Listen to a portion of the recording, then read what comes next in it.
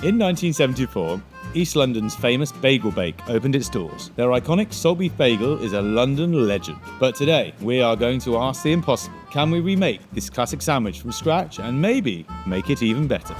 If you're ever doing like recommendations for someone in London, this is probably the main foodie tourist attraction, you would say. And it is one of the best sandwiches in London, but I think all the elements are there to make it so much better. The meat was cut a bit thinner. The bagel is perfect because it holds itself up.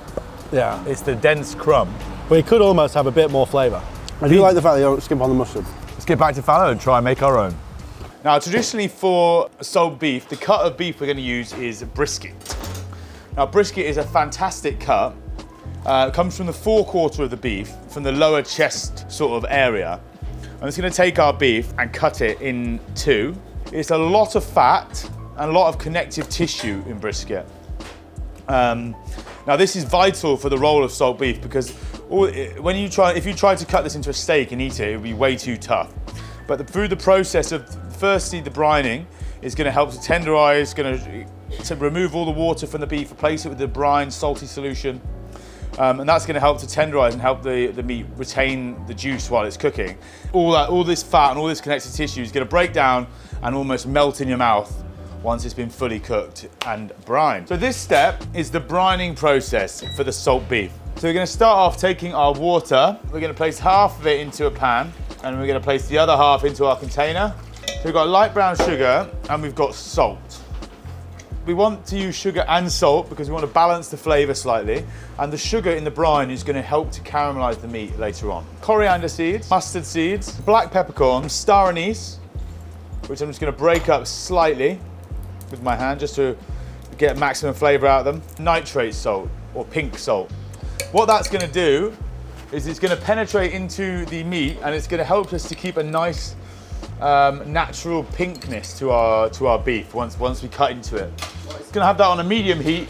You don't need to boil it. All we need to do is just dissolve the sugar and the salt. And once the liquid is warm, that will really help with the spices to infuse. So we'll just leave it on a low heat. I've got some ginger. I've got some bay leaves, which are going to go in now. And then I've got some garlic. We're not going to peel the garlic either. We're just going to smash it up.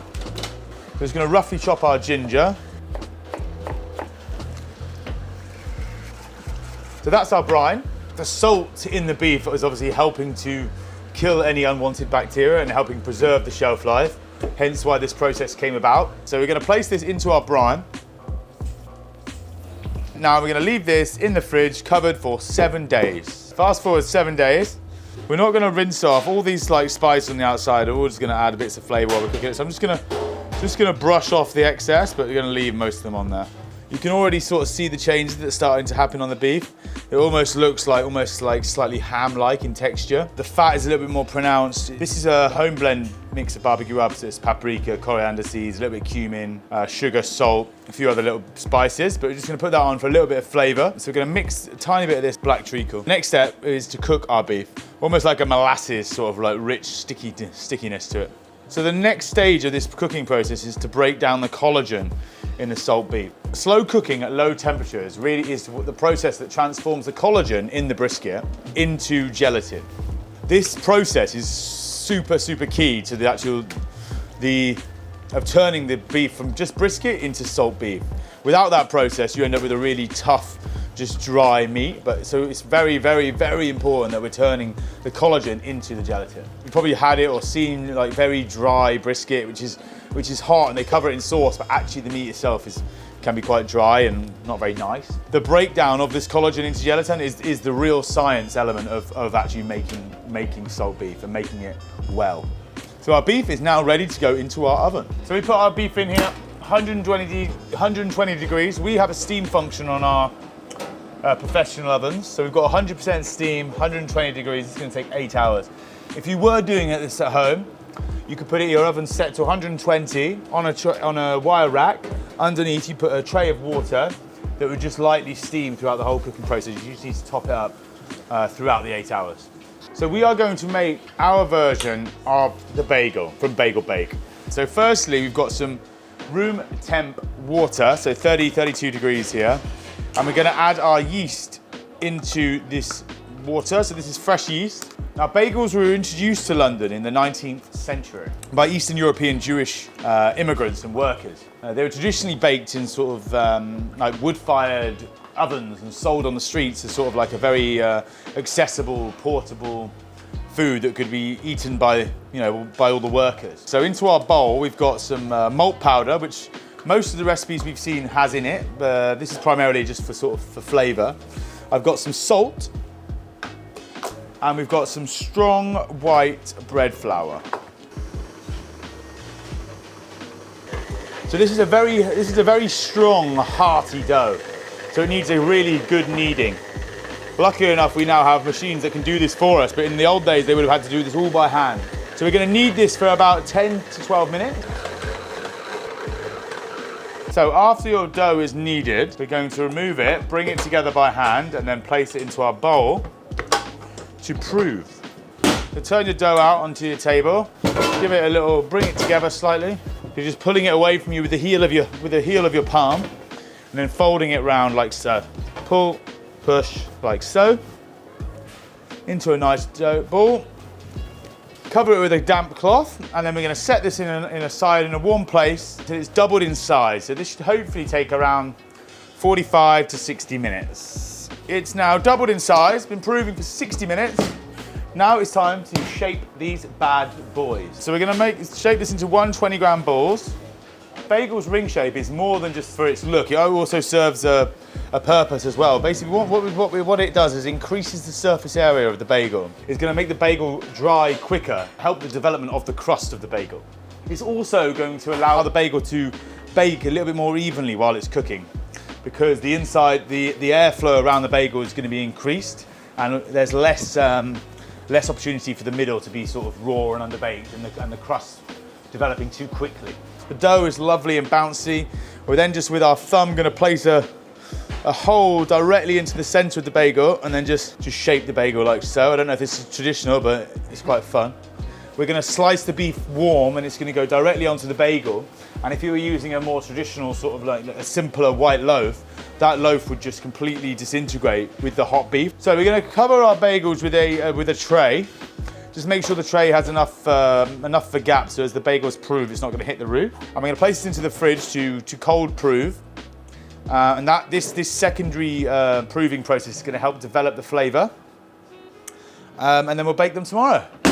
So we've got some water here. So we're going to go in with 2 tablespoons of bicarb. So we're adding some barley malt and some bicarb to our water. Now the barley malt is for flavour and also for a little bit of colour. And the bicarb is going to help our bagels rise and also help them develop a nice crust. So we're going to go in with our first bagel. So we're going to give these bagels 30 seconds on each side. So after 30 seconds, we're just going to flip the bagel, and then 30 seconds on the other side. So the bagels have slightly puffed, let them steam dry. So you can see they've got a little brown twinge that sort of come from the malt extract that we put in the water. It's going to give it a really nice colour when it's finished baking. 10 minutes, 220 degrees centigrade. So you can see you've got beautiful, crispy outside. Not bad, not bad. Right, so our beef has been cooking for 8 hours. Bada bing, bada boom. Oh, money. You can see it's got this beautiful pink color. That's from the nitrate salt. The fat is all broken down. It's super juicy. You can see in there, like, all this fat is broken down. The fat on top is beautifully soft. Carves like a dream. It's gonna be beautiful in our sandwich. See how the color's lovely and pink and not like gray and knackered and overcooked. Right, let's get assembling our sandwiches down. So as you can see there, we've got a lovely, beautiful crust. The inside is nice and dense, but perfectly soft. Just in time, chef. We're gonna build our bagels now. We've got our mustard, we've got some better pickles this time, so ours are thicker, crunchier. We just dressed them in a little bit of oil, give them a little shine. It's gonna give a bit more bite to our bagel. We're gonna go a lot more of them. We've got our beef, so we've got this lovely pink color. We're just gonna try and cut it almost as thin as we can. Katz's style. Yes, the smell of all the spice brine is delicious. So we're gonna go a little hit of mustard. How much mustard for you, chef? Plenty, mate. And then we're gonna pile on our beef.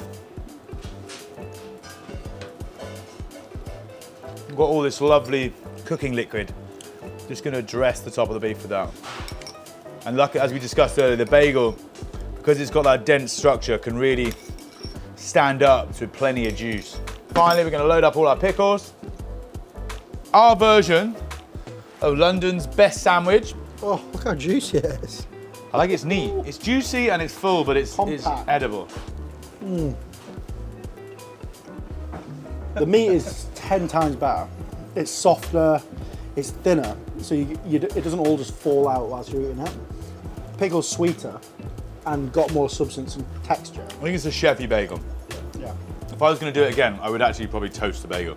Exactly what a bagel bake delivers, but with just a little bit more finesse. That's fair.